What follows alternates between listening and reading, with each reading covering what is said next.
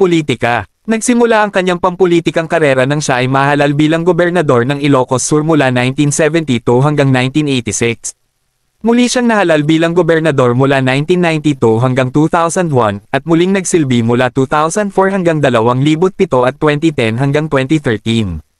Siya rin ang naging Deputy National Security Advisor noong 2008.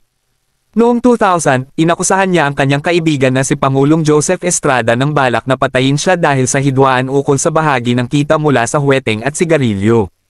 Ang kanyang mga pahayag ay nagpasimula ng mga protesta laban kay Estrada, na nagresulta sa impeachment nito at pagkakatanggal mula sa pwesto noong Enero taong 2001. Negosyo at iba pang gawain. Bilang isang negosyante, pinangunahan ni Singson ang LCS Group of Companies, na nagambag ng $11 milyon para sa pag-host ng Miss Universe pageant noong 2016. Pumasok din siya sa industriya ng sasakyan noong 2018 bilang